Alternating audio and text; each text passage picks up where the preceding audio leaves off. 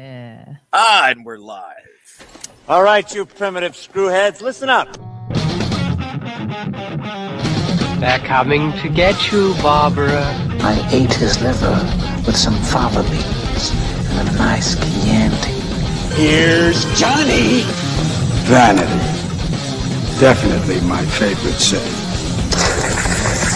I am the devil, and I am here to do the devil's work. The power of Christ compels you! This is my boomstick. What's your favorite scary movie?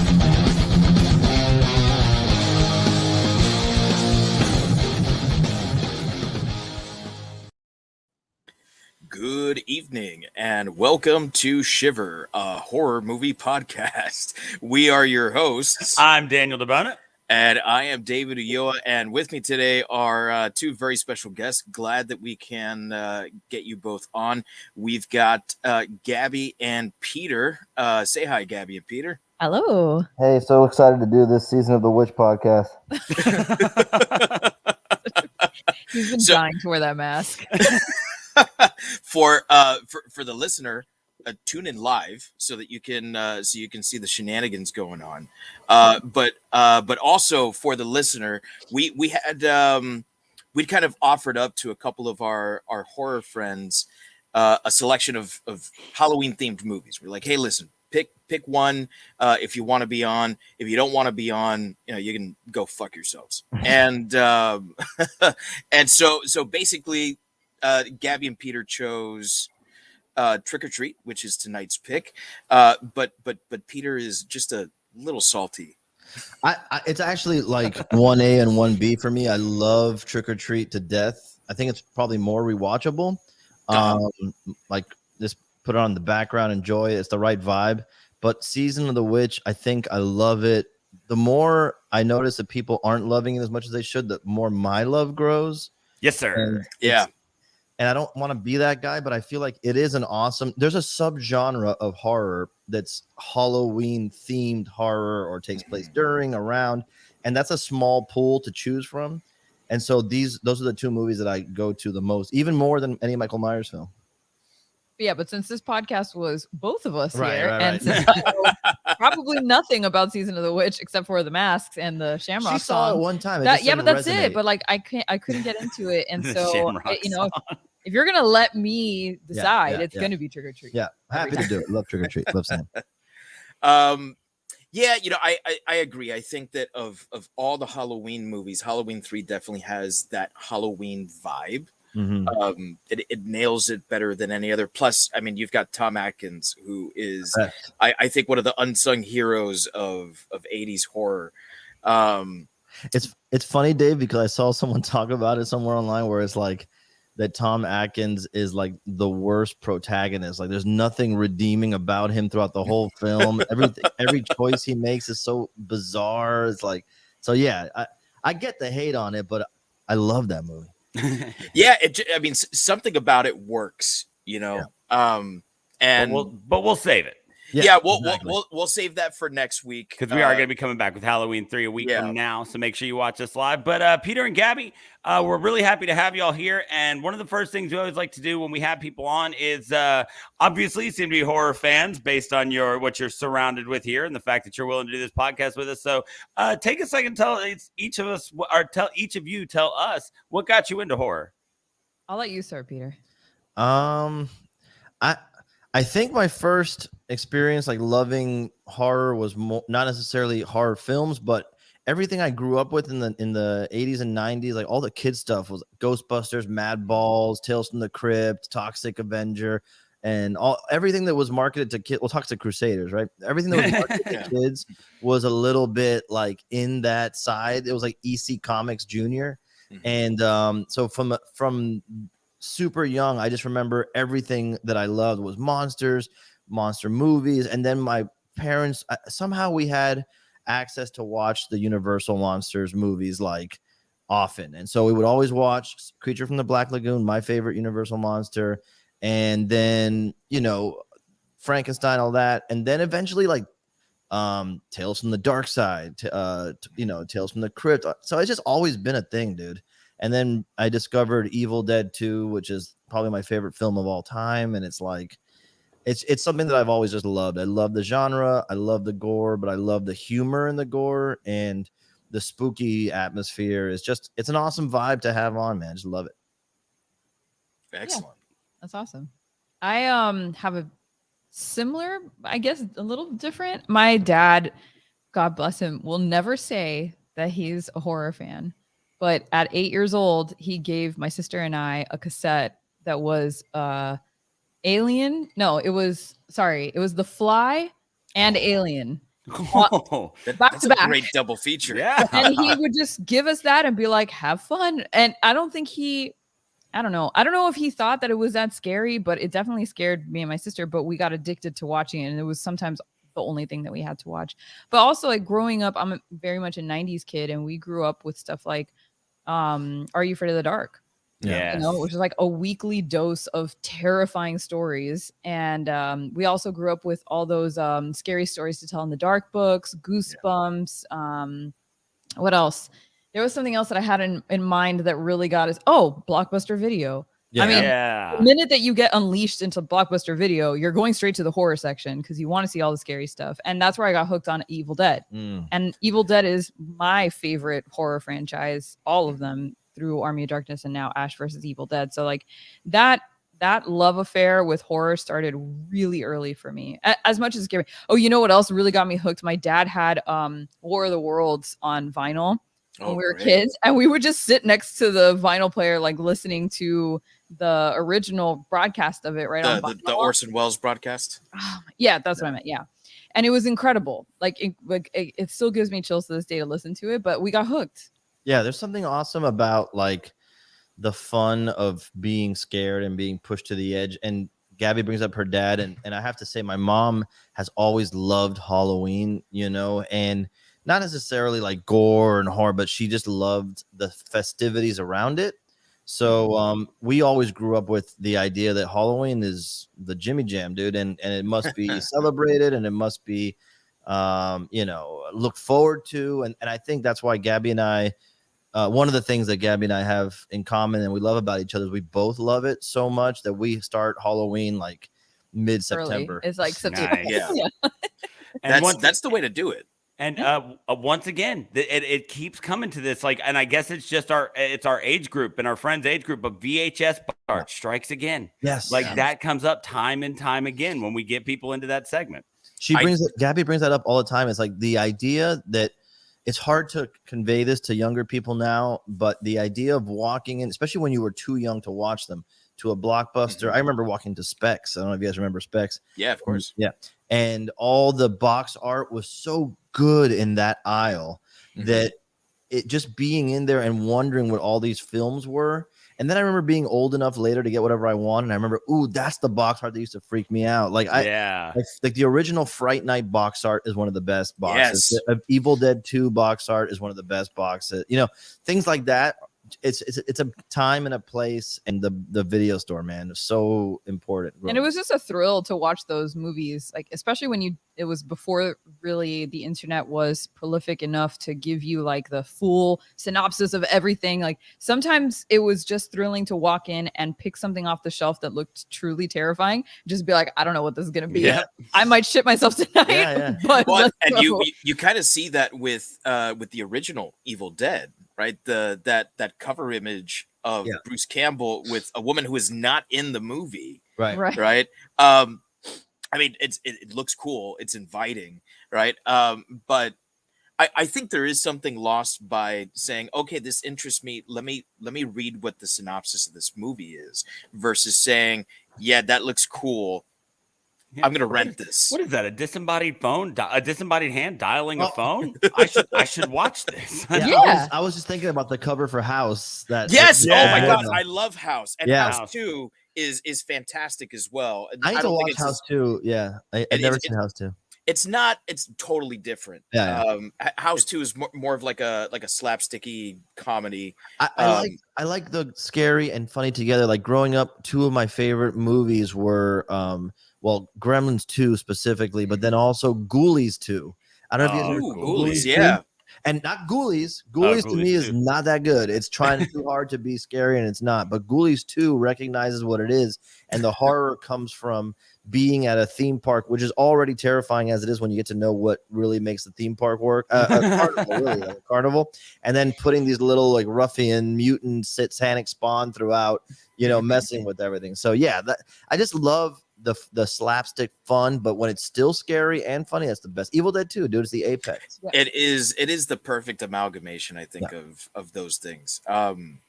That's great. That's great. And Trick or Treat has that a lot, by the way. Like, it is The very healthy funny. dose. The pulp nature of horror in it. Yeah, the campiness of it all. That's I think that what Trick or Treat, and it's a great transition to the first point that we always like to make when we're reviewing a movie is kind of like a nice little overview, whether you like the movie, you don't like the movie, in general terms, what you think works or doesn't work about the movie. And one of the things that I think Halloween does really well is that Trick or Treat does. It's right, Trick or Treat. Sorry, it's got this sort of like, this is what children are afraid of, right? Because Halloween is definitely something where, as a kid, sometimes I was afraid to go and ring the doorbell, right? Especially if it was a neighbor that, like, I was afraid to go ring the doorbell to go get a baseball or something, right? So these are stories that kids would definitely be afraid of, like a father killing his son, sort of thing,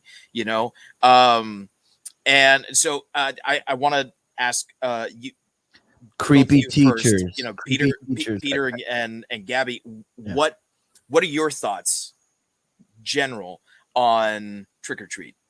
I mean, it's like the classic since it came out, right? Because it's a fairly, I guess, new, if we want to talk like new entry, right? Because it came out, 2007. Yeah. And it was shelved for a while, right? Right. We have that stat somewhere. I remember seeing that film advertised for years before it came out. Yeah. But to me, it's like the classic, like, this is what you put on.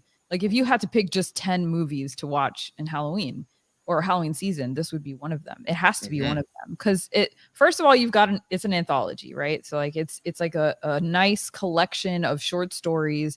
What's better than sitting around with your friends and listening to a bunch of scary stories? And what's better than having them all linked together through one thread? And who is a more iconic symbol of Halloween than Sam? Yes, It doesn't get better than that, dude. He literally is. He's like, what is it in D&D? He's like chaotic neutral or something, or chaotic like just or whatever. Like, he's not out to get you. He just wants to make sure that you are abiding by the rules of Halloween. And they're very simple rules. Give out candy. Don't take your stuff down until Halloween is over. Keep your jack-o'-lanterns. Like, it's easy stuff that we all grew up knowing. Don't kill kids. Don't kill bosses. If you're a piece of shit, then you're going down, and he's gonna take you down. Like, it's pretty easy. But those stories to me always remind me of like sitting around a campfire trying to scare the shit out of your friends by telling the scariest story possible. And I feel like every one of the stories in that movie hits on like a classic trope, right? Like the scary story, the urban legend of the kids who get killed and now are haunting everybody. Right. The urban legend of, oh shit, there's werewolves. The urban legend of there's a serial killer living in your neighborhood. Like, it literally hits every classic. So it's what more, if you just watch that movie in the entire month of October, you'd be good. You'd be set.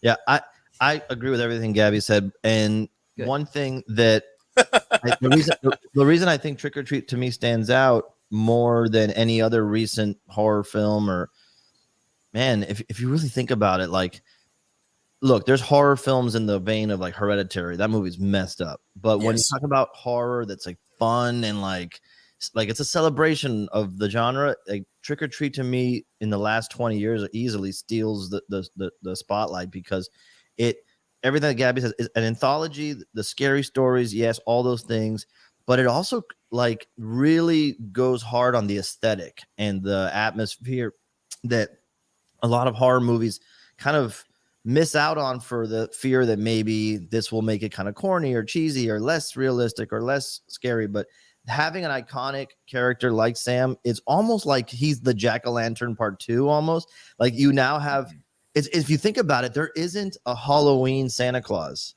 You know, well, now there is. It's Sam. You know, that's what I'm saying. Like Gabby and I discussed it this year specifically. He has a sack and everything. Yeah, like what do you want? Yeah, like this is kind of like one of those characters that can be that, you know, that recognizable archetype for the holiday. So that you have that. You're talking about the rules of Halloween, which is the intention of that's the backbone of the film. There's rules of Halloween, the traditions, and why we adhere to them, and all this, and then, you know, again, every story is about Halloween in not only in the rules, but in how it plays out. Costumes, trick-or-treaters, people who are annoyed by Halloween, people who are like obsessed with Halloween, people who use Halloween as an excuse for like just hooking up with each other, like those weird, creepy teachers in that one house. You know, so it's like I forgot that about the creepy teachers. That's the scariest part. Yeah, and so like, and this. I'm not the only one that got Shining vibes from that, right? Yeah. Right? Oh, a little. Yes. But what was it? He said he was like, it was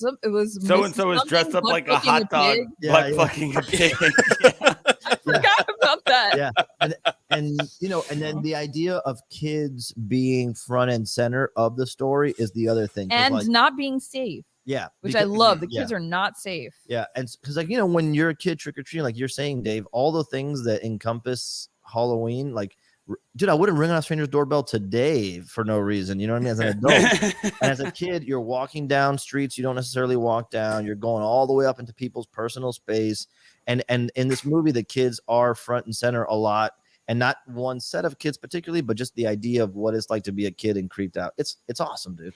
Yeah, I love that.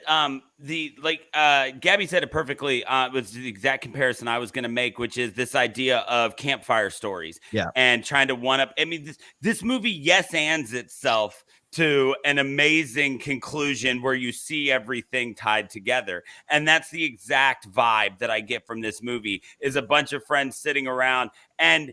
It's like, oh, yeah, I'm sure you've heard about that one kind of fucked up thing that happened in our town. But let me tell you about the other really fucked up thing that happened in our town. Right. And the movie, just like I said, it just yes ands itself to these amazing climaxes and these great scenes. And you're right about the aesthetic. Just you're bombarded with it, and the one guy who that isn't part of his aesthetic, it is forced upon him.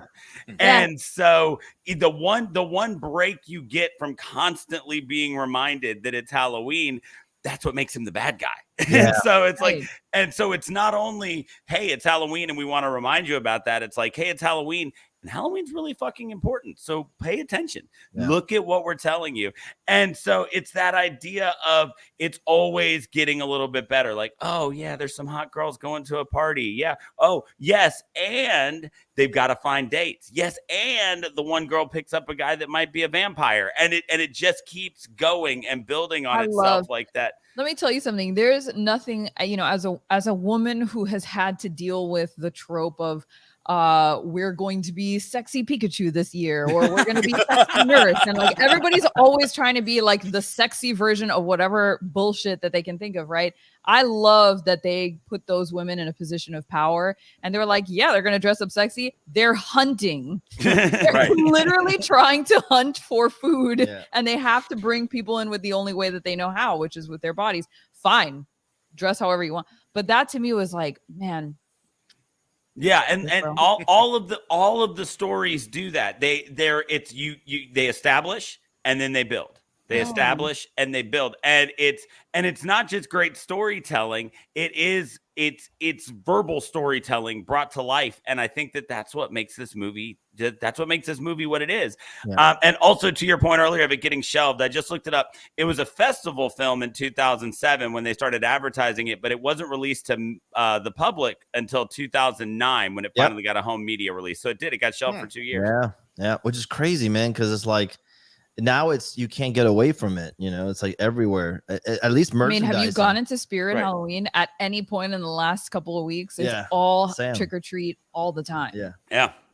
It's amazing. And I'm getting personally offended when people tell me like, I don't really like that movie. I'm like, well, then you can leave. No. Well, we can't really be friends then. Yeah. No, yeah. I'm sorry that you're out of my family now. No. Like It's more. I hear more people like, oh, I didn't even watch that. Like it was a throwaway film. I'm like, you know what? That really stinks, man. Because it should be, and I think it will be a modern cult classic. We always remember those cult classics growing up that nobody watched and now they watch. Well, this is gonna be that. Like I was talking about it with somebody and she was like, oh, that's the one with Pumpkinhead. And I was like, I get what you're talking about, but Pumpkinhead also a different movie. That's its own thing. Yeah, Pumpkinhead is also his own thing. You're talking about Sam. Like you should call him Sam. I get it. Pumpkinhead a very different thing. Yeah. And that's a very memorable moment when he gets unmasked and you see that it's like a pumpkin fetus skull. Like, that's really memorable. Yes. So we've talked about it and we've talked around it, but the fact that this is an anthology film really sets it apart from a lot of things that have come out. Like Peter said, really in the last 20 years, there's a lot of things that we can talk about that set it apart, but that's a huge thing. It really throws back to like the 60s when Amicus Productions was dropping a lot of things like Tales from the Crypt and Dr. Terror's House of Horrors, stuff like that. So it came. I mean, awful, but good. Yes. Oh, yeah. No, it's awful, but damn, it's fun to watch. And so it brings that back without it, like it. I mean, it tells you at the beginning, right? When it starts, it's like, oh, these are 4 films or 4 stories or whatever. But it also presents them in a way that it attempts to make them a one cohesive film. So when you look at this movie separately, the 4 stories versus together, how do you think that they work to create a solid narrative, Dave? I think that these are all 4 stories that would have worked really well as 4 individual episodes of Tales of the Crypt. Yeah. And the fact that this starts with that opening scene, kind of very creep show style, like going from live action to very like decidedly comic book animation, and then like it ends with that comic book animation as well. It's throwing it back to, like Pete said, the old EC Comics style horror, and this definitely works in that way. But the fact that, unlike what Amicus was doing in the 60s, or like those old Roger Corman Edgar Allan Poe movies from the 60s, that you'd combine all these different stories together, they were so intertwined together where it would cut from one and go into another, and each story, even though it works great on its own, works even better together. It's I think the only anthology film that at least comes to mind that does this, or at least does it this well. And to me, that's what really stands out. The fact that you can start at the end of the movie, Tarantino it, and then see how every single character ties into every other character's story. It's a little bit of a mind fuck, when you see Principal Wilkins, be unmasked as the vampire, and it's like, oh, well, Sookie Stackhouse gonna get you now, man. Right. And and then of course at the end, even if you've had that inclination there to find out that Charlie Cox is the bus driver, Hannibal Lecter, the original Hannibal Lecter's the bus driver, like that's so fucking cool to see all this stuff come together. It's awesome. I love this aspect of it, and it really does kind of go into that like campfire legend where it wouldn't, at least I would do this with my friends when we'd go camping, out in the Everglades or something like that. It wasn't just that you were telling your own story, but you tried to build up on that other story, right? It was that yes and, like you were saying. So you would use that as that stepping stone to get to your story and try to one up it. But it wasn't ignoring what came before it. That was canon. It was there. So I love that they did this, especially because I'm such a fan of those old, Christopher Lee and Peter Cushing movies. Brian Cox, Charlie Cox's Daredevil. Thank you. Pete, what do you think? Yeah, I mean, the fact that this has a theme that seems so obvious, and I can't really think of another example of it being addressed. Like, why do we celebrate Halloween? Like, when I rewatched it recently, I'm like, you know what?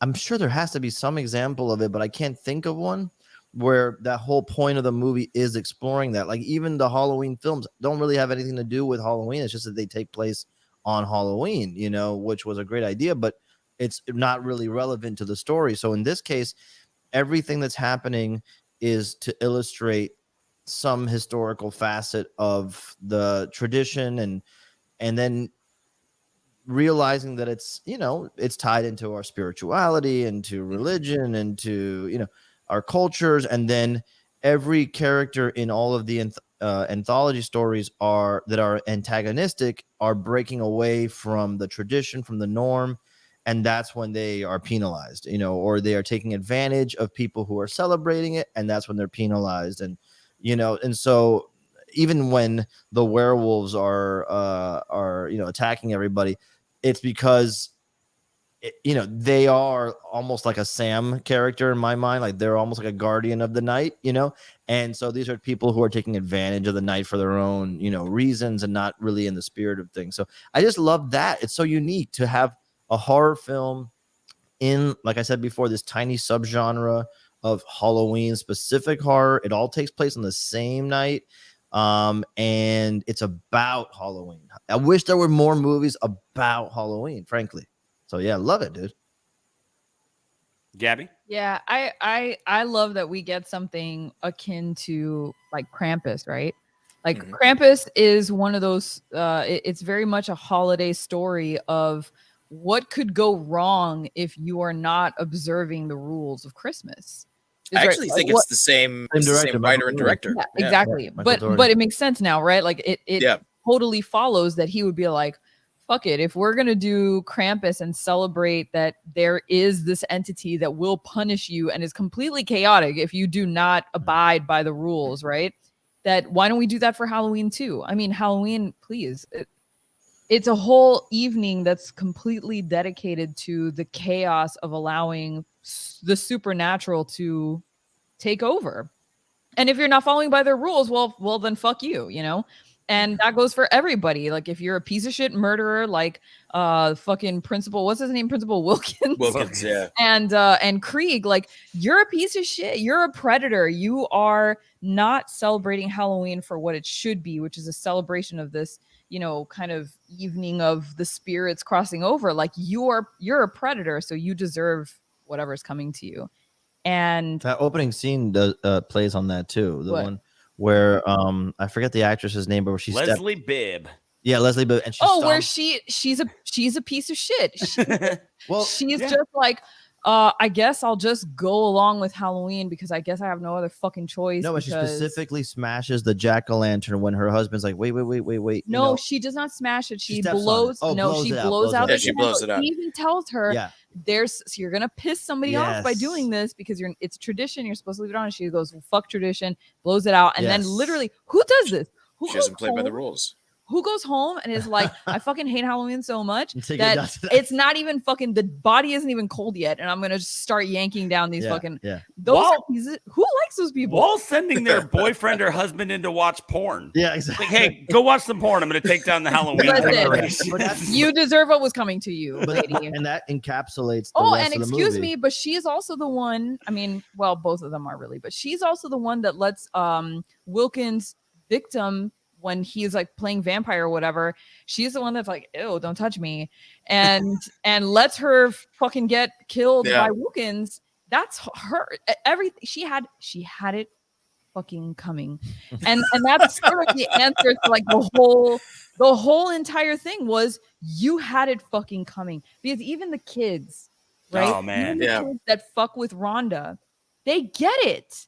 They get theirs because they used Halloween for evil. And Rhonda likewise, just like Leslie Bibb's husband is, she's really into this thing. And she's really into the spirit of it. Yeah, Exactly. she educates herself and her crew. Yeah, and like tells them about Samhain and like and you know like the Wiccan origins of Halloween and things like that.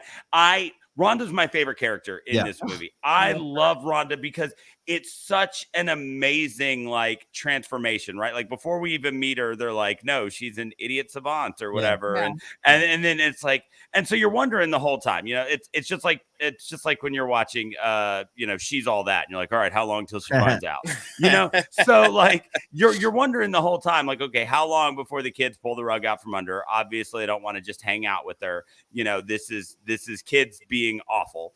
And so you're waiting for it. And then it finally happens. And you're like, man, fuck, I was really pulling for you, Rhonda. And then Rhonda goes full gangster on him. Yeah. And it's just, I went like, bye, everybody. Yeah, exactly. Just gets in the elevator. I love that moment.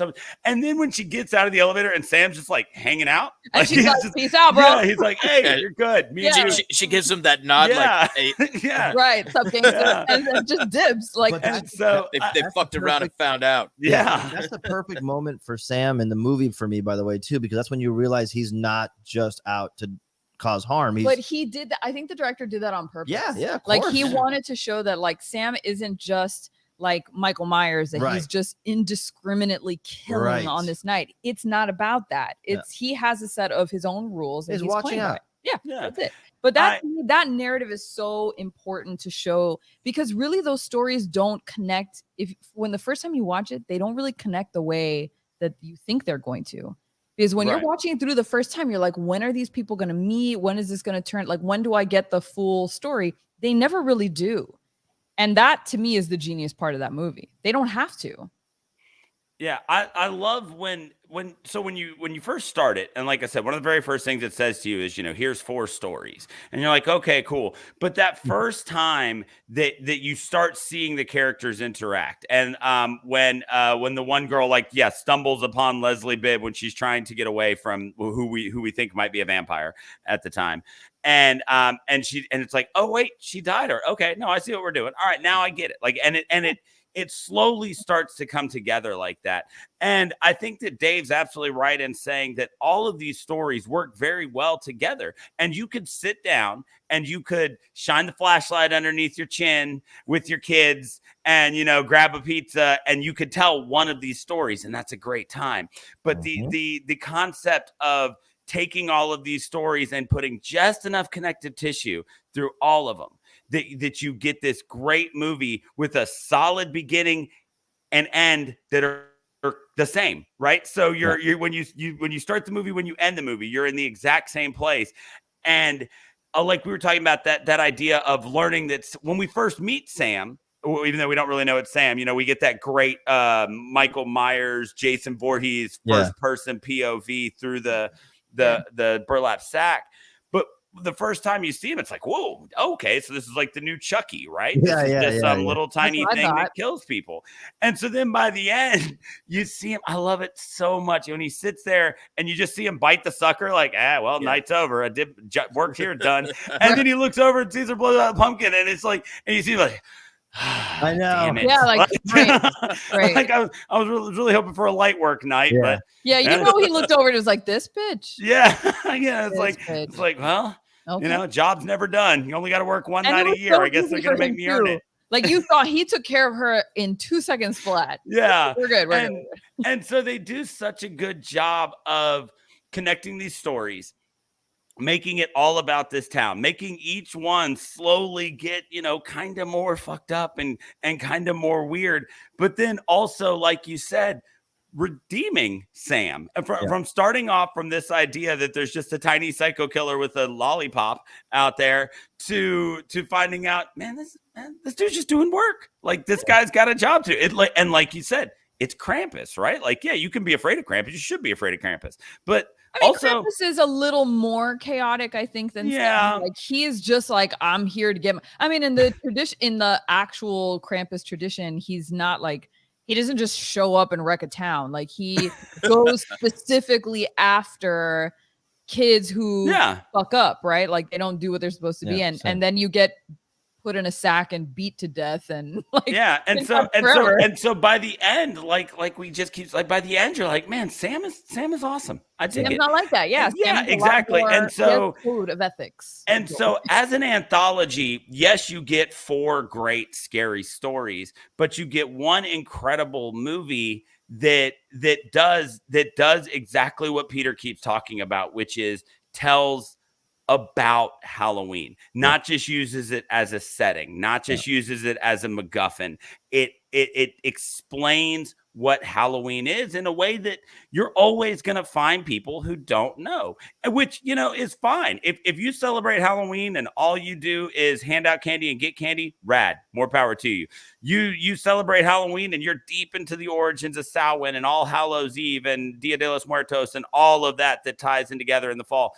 Awesome. Like, I don't consider one of those things to be better than the other. But when I love the fact that the writer of this movie was like, there's so much to this that's unexplored. So let's have some fun with it. Let's entertain people. It's edutainment. Yeah. With This is going to be mandatory viewing for everybody from 10 and under. Like, exactly. You gotta know. Yeah. So it's crazy that was never really explored thoroughly before. And frankly, I feel like there's still way more to go. I've never really done a deep dive on whether or not there'll ever be a sequel, or not. But I feel there like was supposed to be, and I don't think it. I think it just never came out. The last time there was an update on that apparently was in 2013, and he said that he would love to do one, but that the film also stands on its own.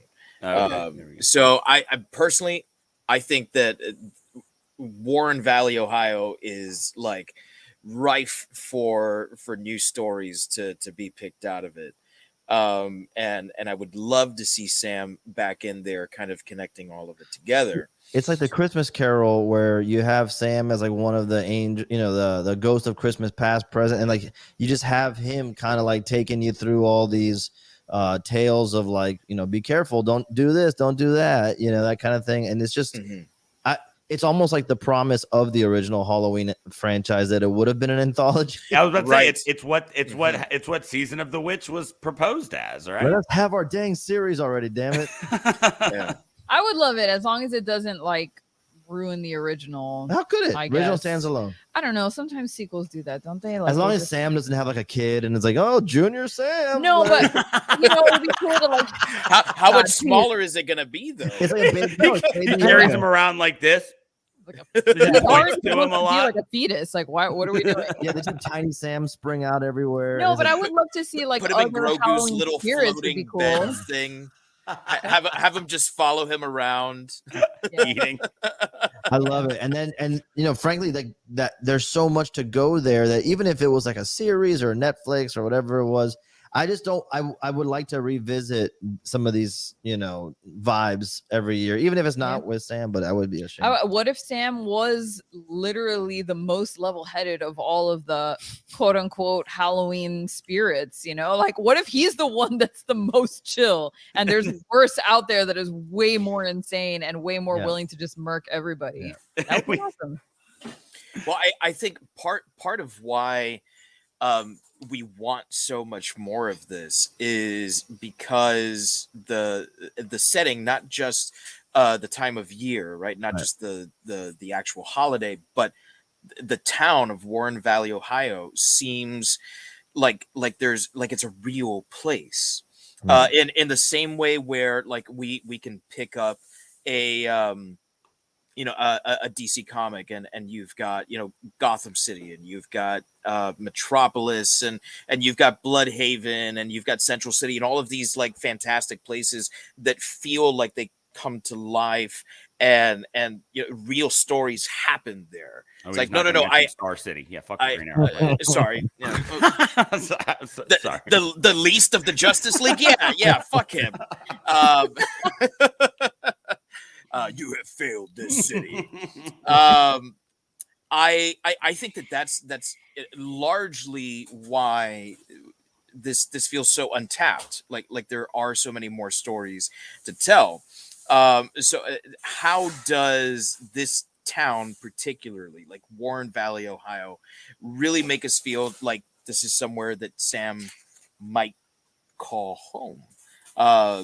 Daniel, you want to go first? Yeah, sure. So when you sent me the show notes, this was something that I hadn't considered. And then as soon as I started thinking about it, I realized what clicked for me about Warren Valley and what made it so awesome. And what it was is exactly what you're talking about when it comes to a comic book type city.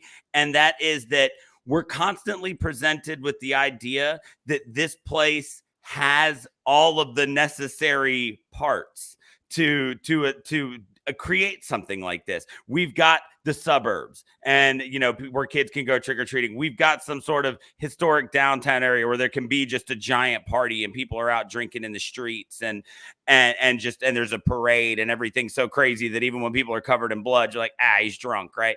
But then also in that, like, downtown area, we've also got some alleys that are apparently deep enough where you can get lost and get fed on by a vampire. And also it's not that far to a rock quarry that's deep enough to where you can drive a bus off of it and lose it forever.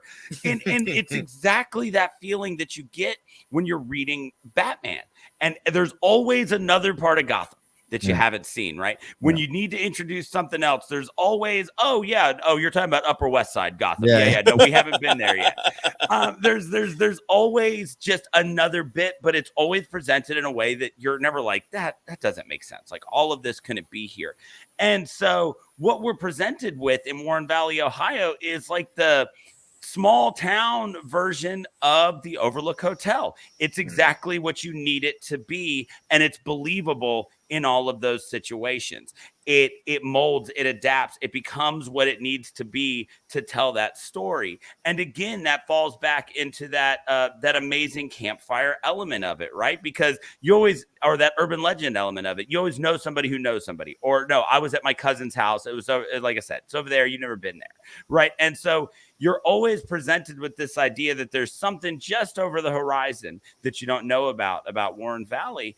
And so you're engrossed in this world that covers everything. Like there's the rural area where the quarry is, there's the burbs, there's the city, and it's all there and it's all believable. And so you get this great concept of a town that can be anything you need it to be, and it's believable. And that's why it ends up essentially becoming a character, like I said, like we talked about when we did The Shining. Yeah, I also think that, like, I mean, I know Dave is from Miami too. I don't know where you're from, Dan, but for us, like, Tuscaloosa, Alabama. Okay, so that place looks as foreign as a part of Universal Studios if you're from Miami, like a town like that. So to me, it's just as important for the atmosphere and the foreign, like, fairy tale nature of it is like, ooh, in a town that looks like a town from the movies, because like, it is that, alien and otherworldly. And like, I was talking to a friend of mine the other day that, like, you can't have Halloween in Miami. You need cold weather, you need fall leaves, you need this, and I'm like, he's not wrong. So and so for me, that's part of the attraction is a town like that. I also, again, like the idea, like you're saying, that if they were to spawn off another set of stories, I'd love to know, something about the police department. I'd love to know something about a local school. The Warren Valley Asylum is not out of the realm of possibilities here, right? Yeah. And then it's like, it doesn't even have to happen, the next year. It can happen 10 years before, 20 years later. It's just so much fun to explore. I wonder if there's just other properties that scratch the itch for people. Gabby and I watched the Sabrina show on Netflix, which is a weird show, but it has kind of garbage, but it has like but it has a vibe. It's a vibe. This movie has a confusing demographic, like, in the sense that, is it for kids? Is it for adults? Is it for young adults? For everybody. And so, Rated E. To me, like exactly. To me, having a setting like that is as important in creating that atmosphere that you don't see in a lot of other properties. If you don't get that sub horror genre of Halloween films, Yeah. To me, what makes it so real, like, I mean, I think living in Miami, the concept that a city could have so many different parts. Like, I know it feels weird for a place in Ohio. I don't really know Ohio, but I assume that, like, a small town in Ohio. People in Ohio don't either. It's okay. Right, exactly. Like, I assume that if it's a small town in Ohio, like, there's not really, like, that much. So when you put it into a movie like that, it feels almost like comic book-esque, where they're just creating these spaces to tell the story. But having grown up in a city like Miami, I'm like, no, all those places do exist. I mean, they're far away from each other, but they're still all in the same city. But that, I mean, that first of all, at least to me, it anchors it in reality, at least my reality. But what makes it even more, I don't know, like what it makes it, I can connect to it more is the people. Like it's such a modern telling of the story of Halloween, right? Like that girls would go to a shitty Halloween store to pick out the sluttiest costumes they could and then be texting. Werewolves are texting each other about where to find their victims. And they are talking about how, sorry, bitch, but you know, beggars can't be choosers. Come and get this nasty ass fucking guy, and you're just gonna do. And you're the whole time you're thinking like, well, you're gonna end up fucking that guy. I don't know what to tell you. That's what Halloween is. I guess you're gonna get wasted and you're gonna fuck the fucking fat guy who's dressed as a baby. That's just your lot in life, right? Because you decided to dress up as Little Red Riding Hood instead of slutty Snow White. I don't know, but that's to me that feels very real. And like even the kids going around and terrorizing each other feels real. Like that's, to me, that's the power of this film, is that it's such a modern telling of this, that even the way that people are with each other within this, you know, all these 4 stories, it just feels like I've probably experienced all of these, like knowing a creepy neighbor that you're like, for sure that guy kills. Knowing that there's some urban legend story about some kids getting killed. I've heard that story at some point in my life when I was a kid. Mm-hmm. Having to weirdly dress up like a slut with your friends because you're like on the prowl for whatever.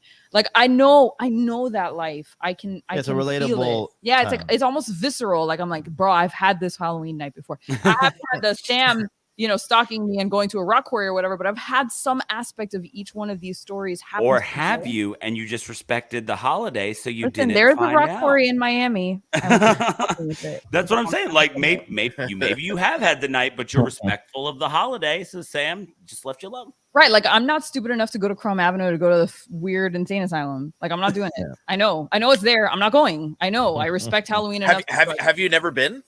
Hell no. I respect my life and the body that I was given and the life that I was given. I'm not going. It's fantastic. No, you're out of your mind. We've got one here in Tuscaloosa on the outskirts of town that's a retired sanitarium, and I've been there a couple of times. Actually went to a concert thrown in the basement there one time with generators. Oh, nice. No, I'm good. You're playing with your life.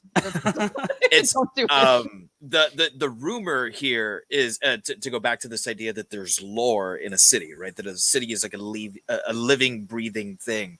The rumor here, probably since like the 70s, is that it's an abandoned insane asylum. But it wasn't though, right? No, it was an Air Force base. There you go. And back in those days, Chrome Avenue was like pretty much so far removed from where Miami ended, which I guess was, you know, maybe like, you know, Galloway, you know, 87th or something like that. Yeah. And a little further into Kendall, but yeah, you're yeah. So it was so far out. It was basically the Everglades. Yeah, and so like you could run, you know, whatever training you needed out there. You could land planes and, you know, take off, you know, in helicopters and all that shit. And I guess as you know, civilization just pushed westward, it just shut down. And kids were living out there in West Kendall. We're looking for places to like hang out and like get loose. And right. What better way to get a bunch of your friends out into the fucking Everglades than telling them like, oh, it's an abandoned insane asylum. Like everyone go. Yeah. David, there's that abandoned like firehouse building too on 107th between Kendall and Sunset. Are you familiar with that one in that Indian? Yes. Yeah. There's always places like that in these towns. Indian hammocks, there's an abandoned firehouse. Is it Indian? Yeah. Yeah. It's that was the hauntedest thing I ever walked through as a kid. Hauntedest. I love it. Every town has that. Like, and every town has those threatening zones, threatening people. There was people, dude. I was convinced many of my teachers and principals growing up until high school, at least, were super unsavory citizens. You know, the pastor of the school. I went to a private school from kindergarten to 8th grade, and the priest. To this day, I'm convinced that guy ate kids, man. And it's like, and there's always that literal, you know, I mean, not literal, figurative big bad wolf vibe as a kid. And again, that's what this film encapsulates it, not only in the physical landmarks of the city, but the people that, you know, populate it, the characters. 100%. Principal Wilkins is the best example of that, right? Yeah. Like the authority Yes. figure who is obviously bad. Like, we're not making this up anymore. This guy is legitimately bad. I mentioned off air, and I really shouldn't be doing this, that my son was with me for most of the movie while it was on. And the moment that he sits down, Principal Wilkins sits down next to Charlie, my son looked up at me and he goes, "Is he gonna kill his son?" I'm like, "Well, it's not his son." He goes, "Is he gonna kill that random boy?" Yeah. And I'm like, "Why do you ask?" He goes, he's definitely a bad guy. I'm like, yeah, he kind of is, right? He's got that look to him, you know, and I think that's something that kids pick up on. You know, to take it back to that idea that these are all stories that are so they're so like primeval, you know. It gets you right where it should, which is where it can get anyone. Yeah, it's almost instinct, right? Like, you just know to pick out the guys who you know are going to be bad. But also, when we were kids, like my parents and grandparents would tell us, you know, not only on Halloween, but stories all year long about, hey, you got to be careful doing this or walking that way. And if you see someone that looks like this and looks like that. And sometimes as a, you know, some of the years I spent as a teacher, I would meet kids who felt like they did not get those cautionary tales from their family, you know, and sometimes I would think, man, we're lucky to have some of the films and books that we had growing up, because a lot of the pop culture that I consumed as a kid, especially the pseudo scary stuff that was for kids, you know, had a little bit of a cautionary tale. Like, it's almost like that's how you teach the next generation where to be careful, what to be careful about. And you entice them with a little bit of the taboo, a little bit of the creepy and the scary. But then at the end, there's a lesson. Be careful with people. You know what I mean? Yeah. Well, it's like back when we did Demon Night and we talked about just Tales from the Crypt as a whole. That was one of the things I brought up about Tales from the Crypt is whenever you would watch Tales from the Crypt, like, yeah, it was scary and yeah, it was fun. But I mean, I feel like 9 times out of 10 when you were watching Tales from the Crypt, it was about somebody getting their comeuppance, right? Yeah, like the people in Tales from the Crypt were not good people that bad things happened to. They were generally bad people that bad things happened to. Kind of like that too. Yeah. Yeah, Creepshow to me was just shitty people getting what was coming to them.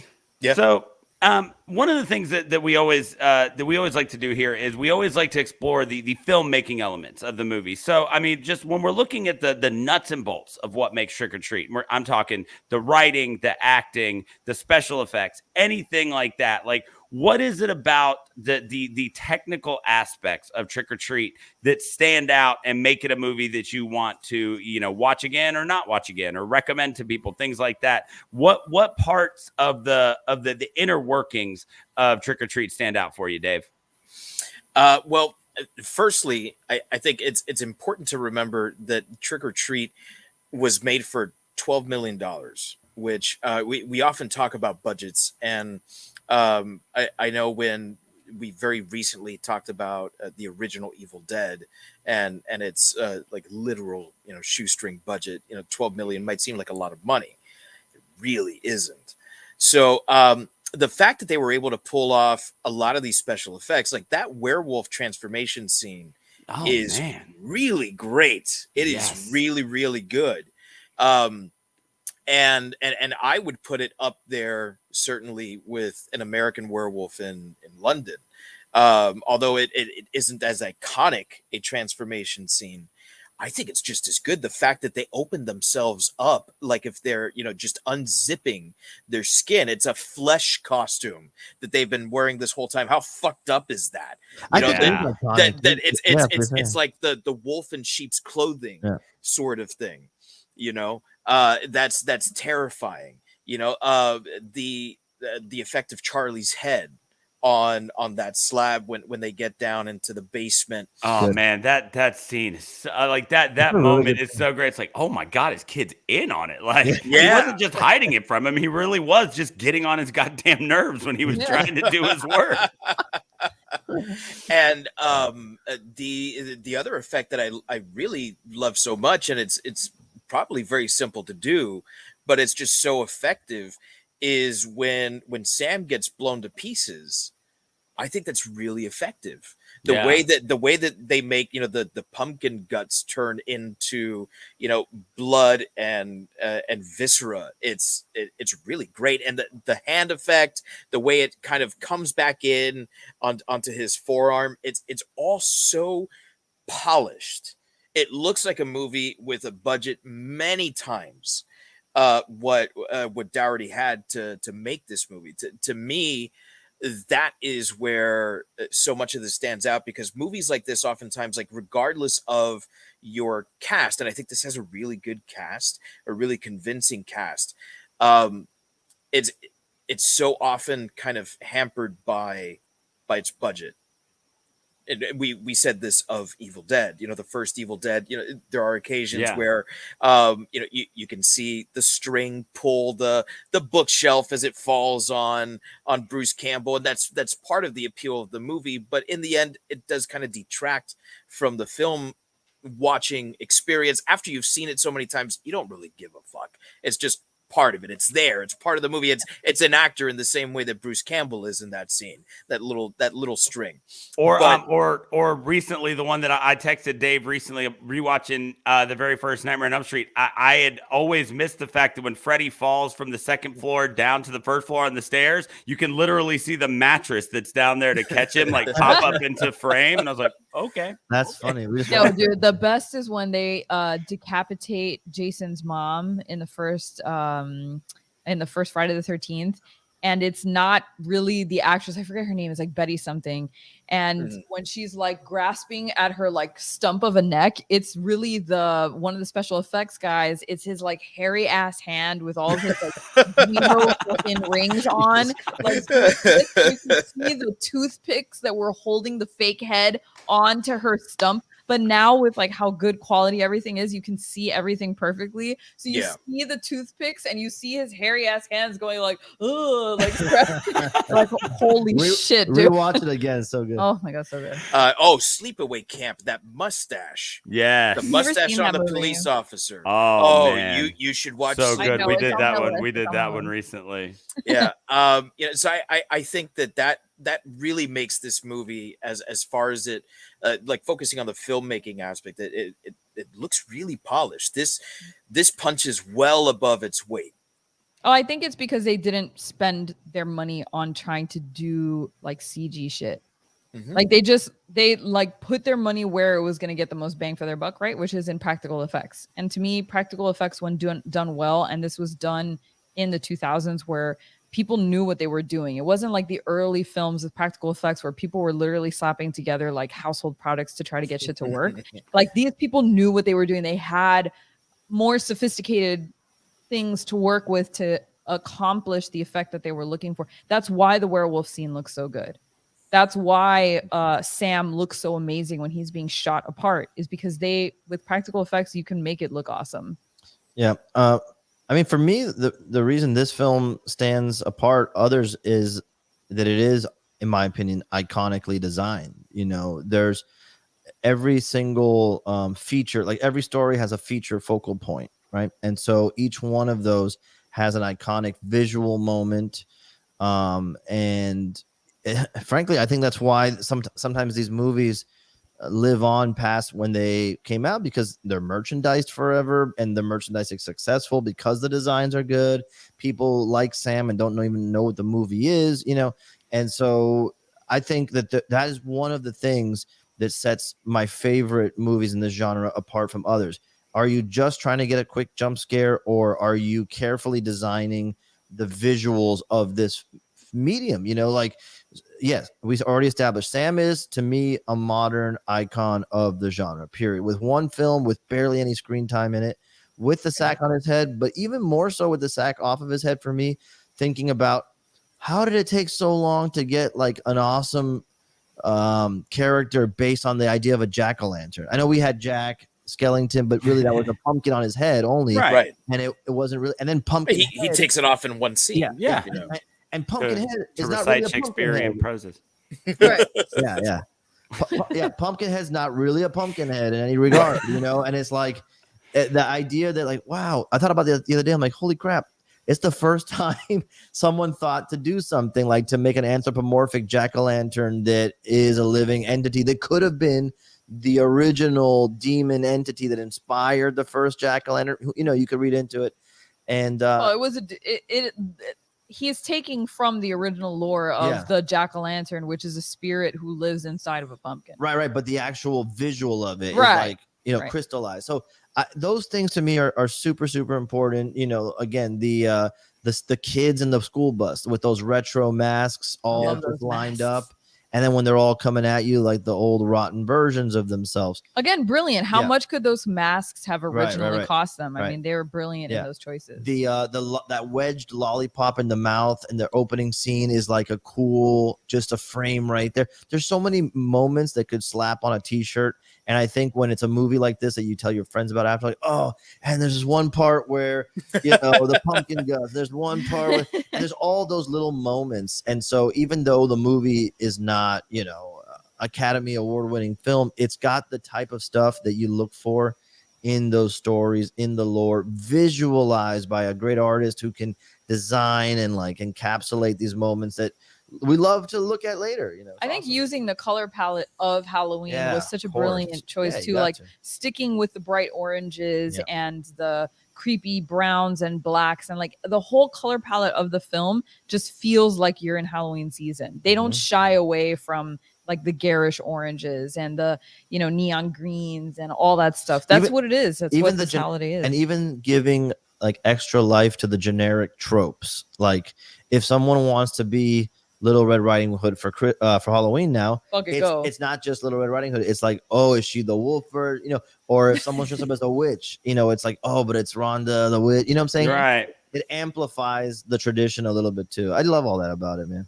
Well, they kind of established that right from the beginning in that newscast where the journalist is saying, you know, that Warren Valley is this place where Halloween is integral to the town's DNA, and that's established there. So a lot of that visual design comes out of this idea that, like, they may have just gone to Party City and picked up these like ridiculously garish Halloween decorations because that's what most people do. Yeah, and it fits.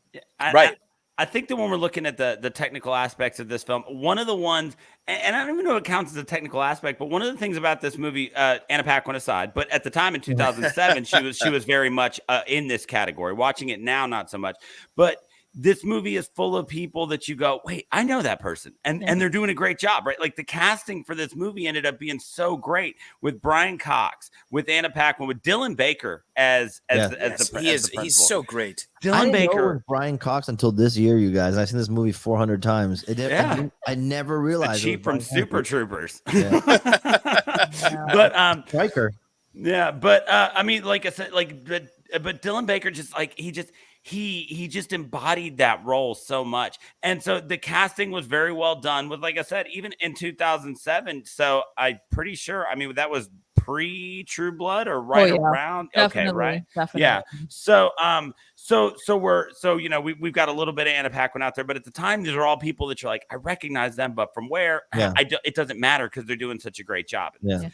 And when we're talking about the writing and the aesthetic, and we can always go back to one of the very first things we said, which is the way this was written was so relatable. Like the one that always gets me is the idea that this guy is a principal at a school and a serial killer, right? Because every kid can relate to this idea of having a principal or a vice principal that they hated, and you hope it doesn't happen to you, but you really hope that they're like a horrible person and there's a reason that you can hate them other than the fact that, you know, you got suspended for one of the various and sundry things I've been suspended for in my life. So, and so this idea that it's like, oh man, like he's not just a shitty person, like he's a shitty person who's a serial killer. Right. And you know, they definitely let you know, like he's not new to this, like he's perfected the way he's gonna poison these candy bars. And look, he dug up the hole and there's bodies in it already. And so all of these things, and like Gabby said, that this concept of it speaking to you on a visceral level about, you were talking about as a woman, the idea of dressing up with your friends and you know, being on the prowl and stuff like that. All of those ideas are just so beautifully written.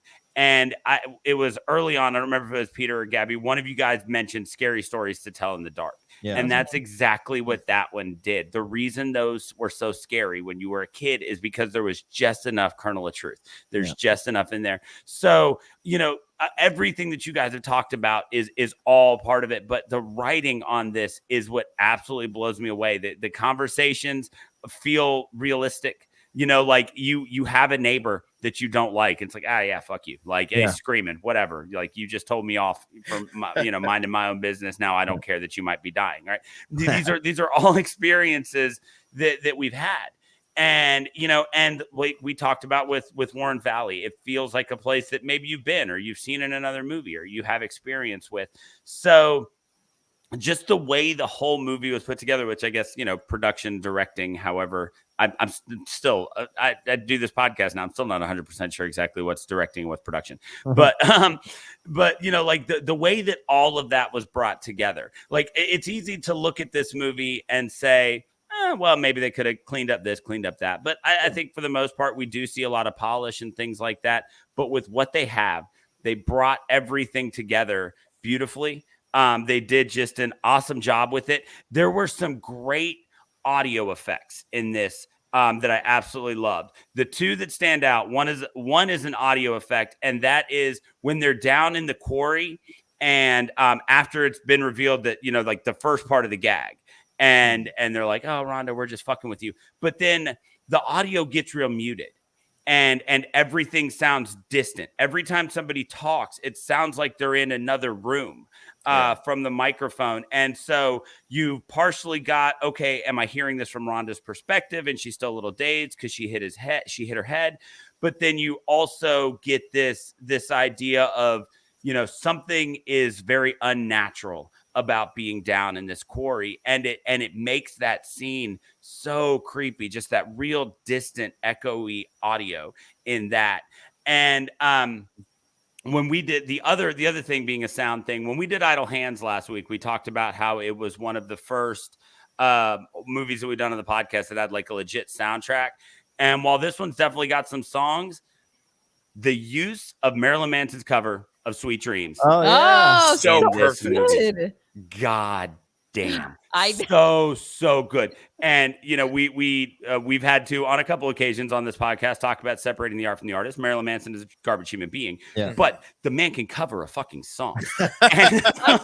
Specifically, because let's not talk about This Is Halloween, because that was a trash cover. But yeah, but he also he does a great, he also does a great Tainted Love. But his version of Sweet Dreams, and it's so perfectly crafted into the scene, and the way that the visuals slow down, but the cuts are real fast, and it all plays into this amazing werewolf transformation scene when everything that we've been watching about these girls comes to a head in a way that, I mean, honestly, there's no way you saw this coming. Even if you'd had the inkling of an idea, like you might have thought they were a coven of witches, you know, you might have started to, but no. Like, I thought they were the prey. I thought they were going to get killed. They were going to get eaten. Yeah, like I had, when I saw this, you know, it's been about 10 years since I've seen it when I watched it today. But that first time when I saw it, I did start to, even when when they started to lean into it and the body shows up, I was like, oh, they're witches, right? But then to find out they're werewolves, and just the transformation while that song plays, just so. And wait, excuse me, Anna Paquin has never been hotter. Literally the hottest she's ever been. I can't disagree. I What? can't disagree. Oh, you can't- can't, yeah, or yeah. you do disagree? No, Oh, can't. no, I can't. I Thank you. can't disagree Because with that. Yeah, but even I the fake looked at teeth something. made I her was about like, to say even the gap, Yeah, yeah. Damn. I noticed something about that today. I think they CG'd her eyes bigger than they really are. oh, for sure. And there was So, like yeah, some they- contacts so- going So on. if you in literally there. change the structure of some human's face, then you know. It's a difficult face to like. So Oh wow, Gabby is ruthless. listen, Whoa. I was a True Blood fanatic, and But Anna Sorry, Paquin, not Sophie. a I- fan, huh? not my like, favorite. I like the first couple seasons of those of that show, and Yeah. it went off the rails and fast.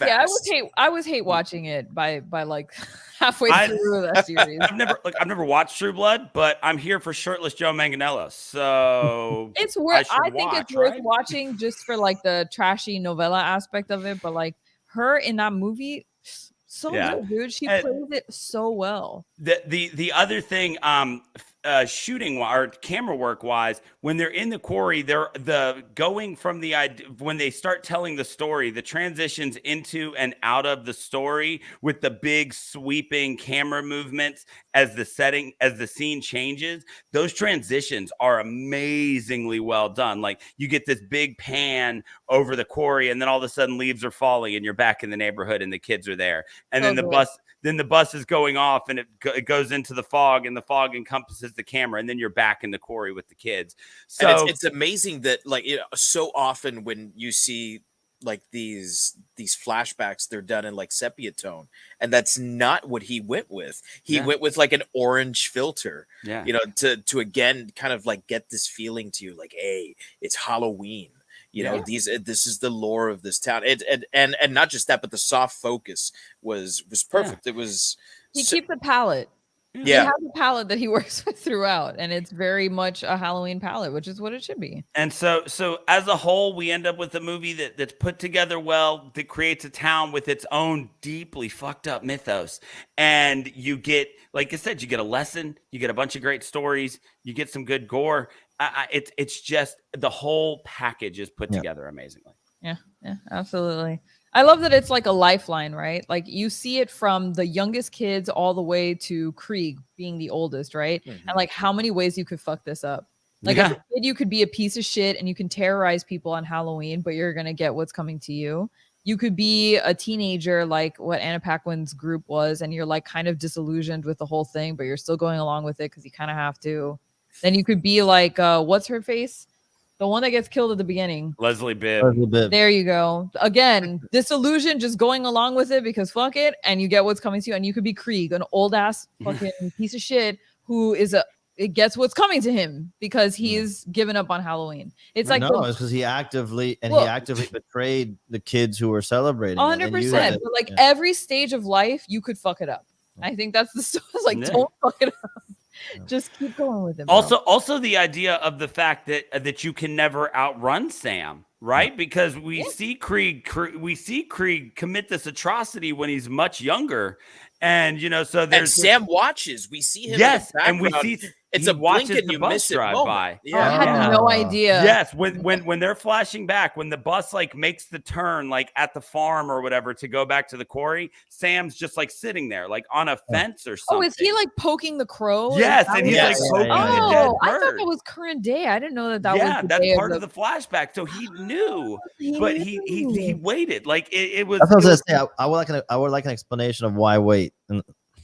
Yeah, I mean, all right. So here's the only thing that I can come up with is that Sam knew that the magic of Halloween, I guess, would rear its ugly head, and some way or another, these children would come back as the undead. And so he waited for the perfect moment, right? Because he saw them come back, right, from the quarry, and that's, I think, why I think that's why he spares Krieg, not because he's like, oh, you don't deserve to die because you gave me candy. Yeah. I think it's like what's coming. Yeah, is he going to doesn't be want to so rob much them. better. Exactly. He doesn't want to rob That's them their of their kill. vengeance. Yeah, that's right. Exactly. And so they had to wait I'll for that prime them moment up where, for you. yeah, you had to wait for that moment where a group of kids disrespected their memory and used them as a prop for their gag. And then, the magic of Halloween brought them back. And then Sam just had to distract him long enough for them to very slowly make it from the quarry to Krieg's house. What I love about that is that like he then after that encounter with Sam seems to be playing along with the rules of Halloween. He answers the door, he gives candy, the kids are like, oh, what a great mummy costume, and he doesn't correct them. He's just like, yeah, please just go away, I don't want to die. Right. and it's not enough. It's too little too late, dude. It's too little too late. Yeah. You're a fucking murderer, so yeah. You can't, in a big way. yeah. Right. Yeah. You can't write racist, emails for 10 years and then pretend to be a good person and think you're gonna get away with it. You got Gruden. I did a sports. You did a sports. Yay, Dave. Yeah. I assume we're nearing the end, but one thing I wanted to say about this that on another level stands out to me is I love the fact that this movie is becoming a cult classic after being essentially shelved, and just imagine working on this movie. Imagine, being Michael Dougherty, who had designed Sam like years ago in school. I read about that.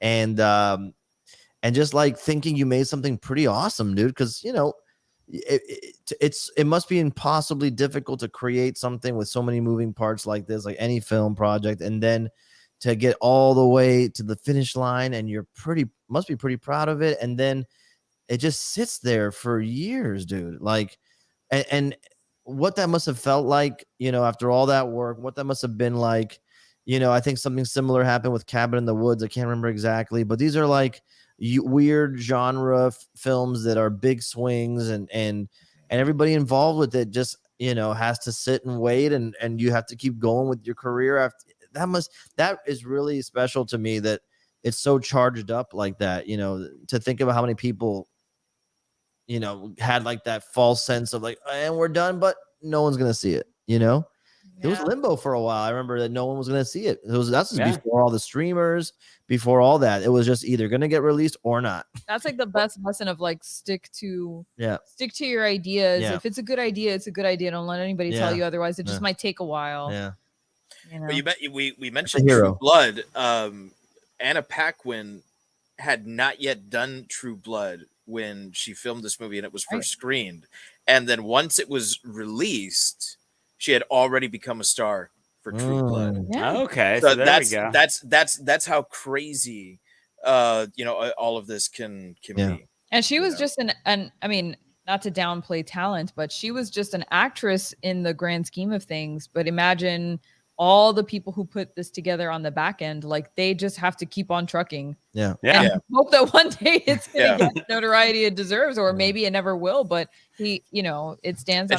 She definitely wasn't a no-name actress. She was an X-Men. She was an X-Men. She's been acting since she was a little kid. I remember watching this awful movie that my sister wanted to watch all the time called Fly Away Home, about these little ducks that Anna Paquin finds with her dad Jeff Daniels.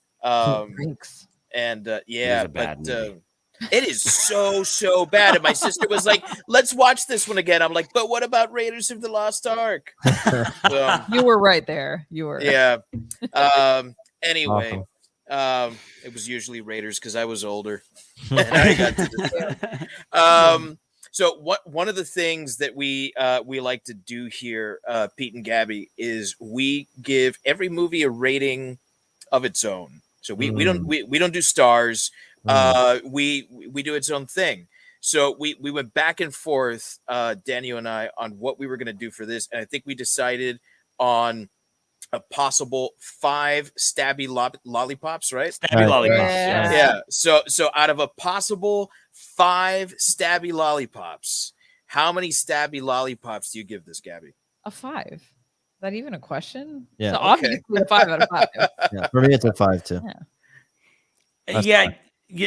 This movie, when we first talked about it, I honestly remembered it, and I remembered the process, like the plot of the movie, but I couldn't remember very much about it. So when I sat down to watch it, kind of came at it with a fresh set of eyes, and I always keep waiting for the week that we're gonna have to do a movie that we're gonna have to shit on. But like this ain't that week. This is not that week. This not the one. This movie's so good.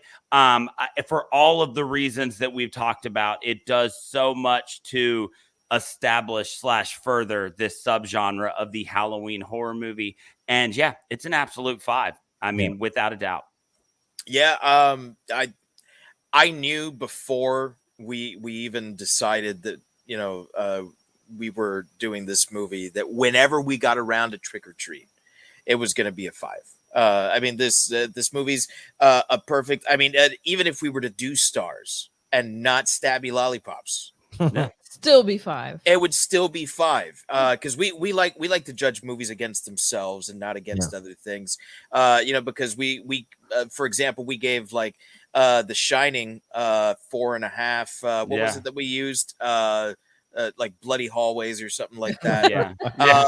But and yet I think we also gave 4.5 to Demon Knight, and you can't fucking compare those movies. And we gave Idle Hands 5. So That's a rough one. Yeah, teenage Gabby would have given that like a 10 out of like an 11. I was in love with Devon Sawa and what's his face, Seth Green. I just watched it again for the first time in like 20 years, and I was like, "What the fuck was this?" No, you said you like the guy from Mighty Ducks more than. Oh my god!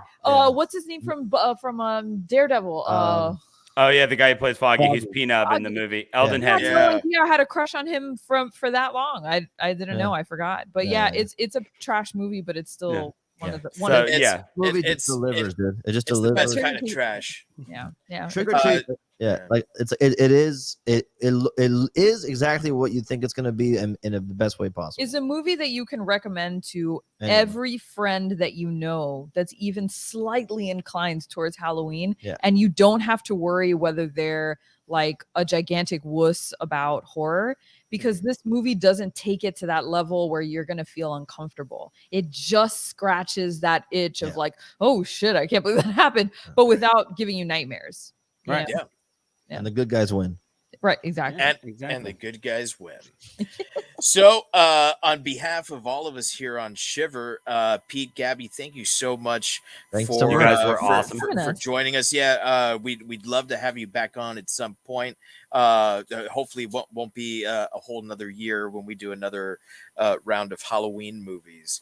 And for those of you who have listened and decided, I don't think horror movies are for me, we've got a whole lot of other podcasts on the Geekmore network, not Geekmore, Geek Bro.